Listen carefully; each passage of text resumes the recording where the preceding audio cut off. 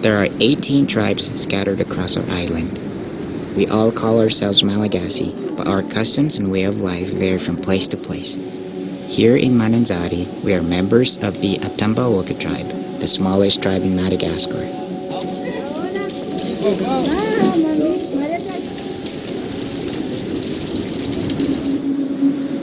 The ocean is our lifeblood here in Mananzari.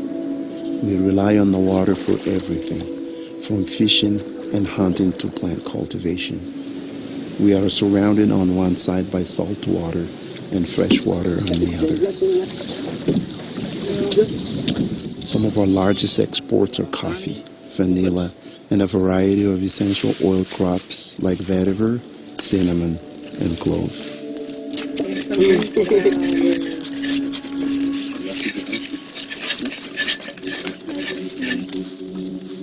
There are 2 large exporters here and countless farmers running their own small distilleries. In this area alone, there are more than 80 small-scale distilleries.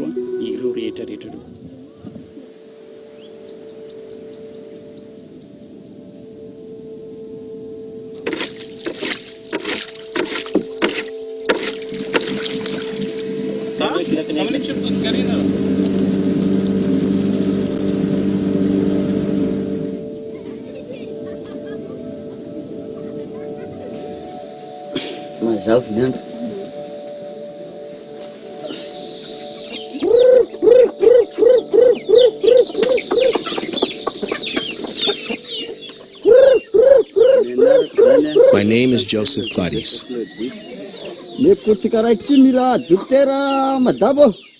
I've been a farmer here in Mananzari for 7 years now.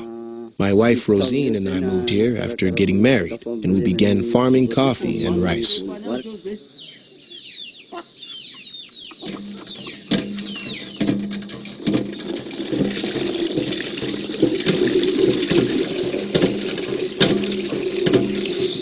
We have a simple life here on the outskirts of Mananzari. Each morning, Claudius feeds the chickens and prepares our tools while I fetch water and cook breakfast.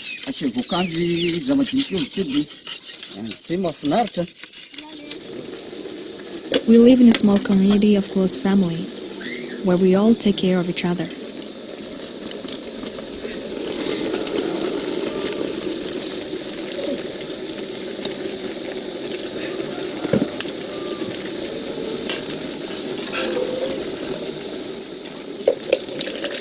We have a young son named Claudio.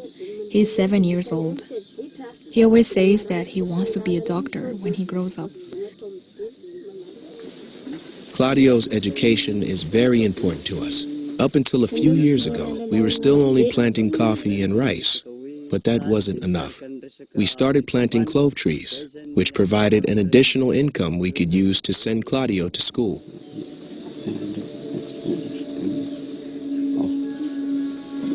There are no doctors this far away from the city. If someone needs to visit the doctor, it can be difficult to find transportation. We hope that by sending Claudio to school, he will someday have the opportunity to open a clinic in our area.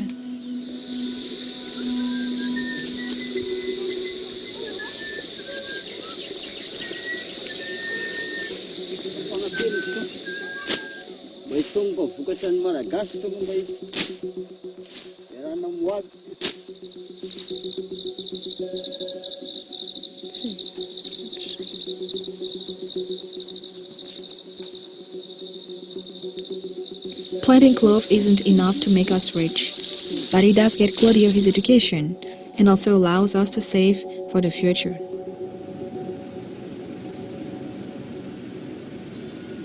Many farmers live far outside of the city, and it's hard for them to transport their product to the market where they can be sold. Because of this, we've seen traders begin to appear in Mananzari, men who travel from farmer to farmer buying out their stock and taking it to the market. Middlemen are the biggest challenge. A trader might go to a farmer and buy out his stock of clove, and then sell it in the city market for double the buying price. If the farmer doesn't sell, he risks his supply spoiling, so he is forced to make a deal. Using some basic chemistry, a trader can pad their profits even further. For a trader, it can be immensely profitable to adulterate an essential oil. When it comes to clove, for example, there are 3 parts of the plant from which oil is acquired: the stem, the leaf, and the bud. All 3 oils contain the same chemical compounds, but the amounts of each compound vary from one oil to another. The most desirable chemical compound in clove is eugenyl acetate. Its levels are highest in the clove bud. Essential oil derived from the bud is naturally the most valuable, being worth double the clove stem and quadruple the clove leaf. To some buyers, high-quality oil isn't a priority. In that kind of scenario, they may seek out a cheaper clove oil. The real problem comes when a customer asks for one thing and is given another. There's little access to chemical testing equipment in Madagascar, so international buyers often don't know if their essential oils are pure until they're personally tested. The highest quality clove oil is around 15% eugenyl acetate. There are many ways to mix oils to increase profits. Some methods are as simple as mixing clove bud with clove stem.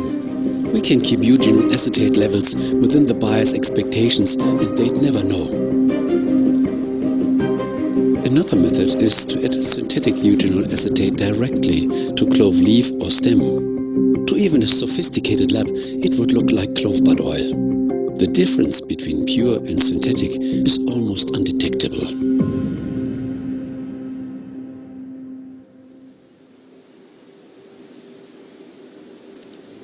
Naturally, most sellers claim their oils are pure, and it would be difficult to prove them wrong.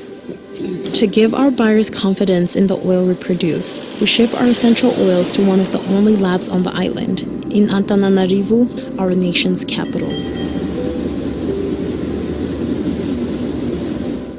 The tests we run in this lab are not comprehensive, but it gives our buyers some base levels to go off of.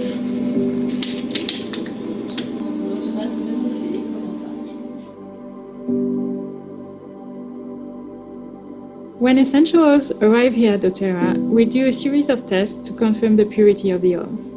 At the Quality Control Lab, we use an extensive protocol to ensure the purity. One of the most common tools in the industry is the GCMS, which is used to identify each individual chemical compound present in the oils. It shows the natural composition of the oil, and we also use it to check for adulteration and contamination with chemicals that are not naturally present in the oils. GCMS by itself is not enough to ensure purity. This is why at doTERRA we have additional testing that looks at organoleptic and physical properties of the oils. The last thing we do is to make sure the oils are free of contaminants, such as heavy metals, pesticides, and microorganisms. Because our sourcing team works closely with our suppliers and quality is ensured at the source, we rarely see adulteration.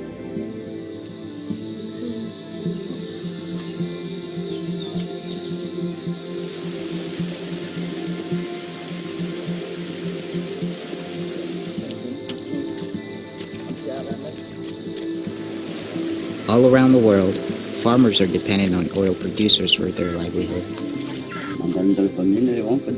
Gladys and Rosine represent hundreds of thousands of farmers who work hard to provide an education and future opportunities for their children. These farmers are the heart of the essential oil industry.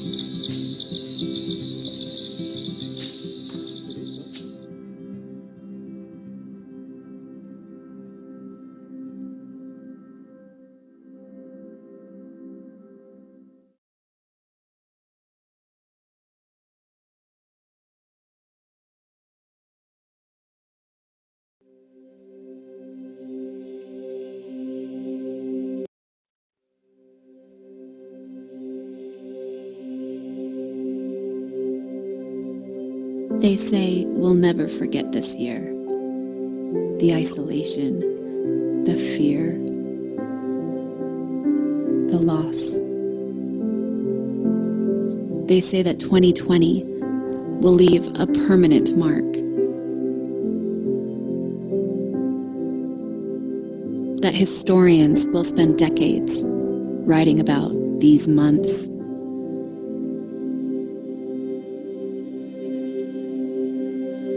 that our grandchildren will spend semesters studying these weeks. But while 2020 has broken every norm, it will not break us.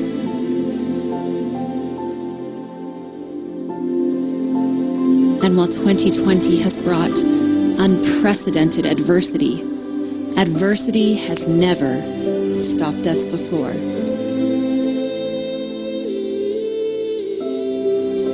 And even though we're now separated, our hearts are more united than ever before.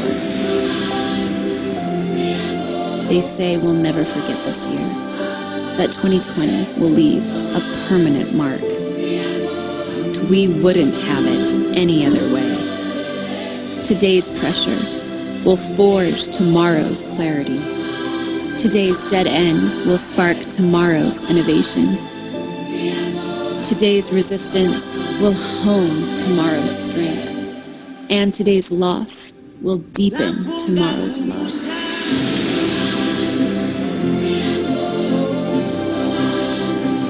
The most important pursuits have never been easy. And so, despite all odds, despite all adversity, we will uncompromisingly pursue pure products, pure business practices, pure love for humanity, pure intentions, together.